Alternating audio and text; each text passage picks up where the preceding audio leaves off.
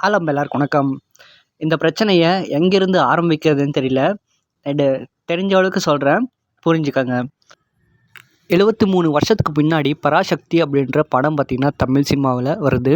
And அந்த படம் ஒரு கல்ட் கிளாசிக்காக பார்த்திங்கன்னா தமிழ் சினிமாவில் நிலச்சி நிற்குது.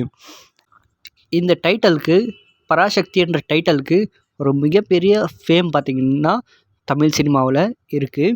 அண்டு இந்த டைட்டிலை ரீசெண்டாக சிவகார்த்திகேயன் நடிக்கிற 25வது படம் சுதா கங்கரா டைரக்ட் பண்ணுறாங்க.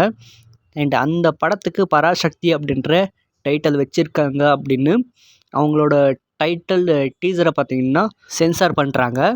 அப்போது அந்த படத்தோட பேர் எல்லாருக்கும் தெரிய வருது.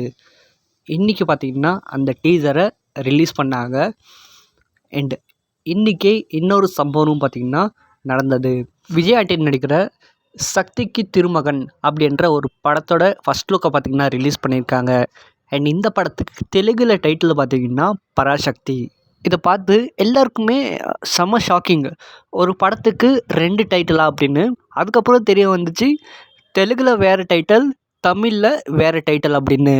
இதில் இன்னொரு சிக்கல் என்னென்னா, பராசக்தி SK25 டீம் பார்த்திங்கன்னா அவங்க தெலுங்கும் தமிழ் 2த்துலேயும் பார்த்திங்கன்னா பராசக்தி அப்படின்னு ரிஜிஸ்டர் பண்ணியிருக்காங்க. தமிழில் தெரிஞ்சு போச்சு, இந்த டைட்டில் ஆல்ரெடி ரிஜிஸ்டர் ஆகிடுச்சு, அவங்களுக்கு கிடைக்காதுன்னு தெரிஞ்சிருச்சு. தெலுங்கில் பண்ணலாம் அப்படின்னு போயிருக்காங்க.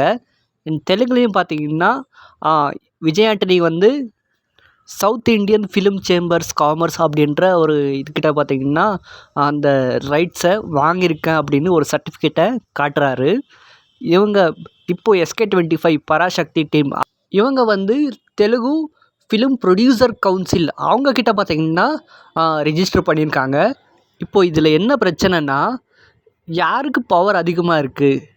தெலுங்கு ஃபிலிம் ப்ரொடியூசர் கவுன்சில் அவங்களுக்கு பவர் அதிகமாக இருக்கா, இல்லை சவுத் இண்டியன் ஃபிலிம் சேம்பர் அவங்களுக்கு பவர் அதிகமாக இருக்கா? இப்போ இந்த டைட்டில் யாருக்குன்னு கிடைக்கும் அப்படின்ற பிரச்சனை பார்த்திங்கன்னா போயிட்டுருக்கு.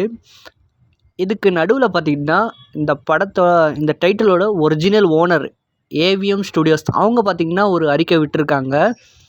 அவங்க டவுன் பிக்சர்ஸ் SK25 ப்ரொடியூஸ் பண்ணுறாங்க.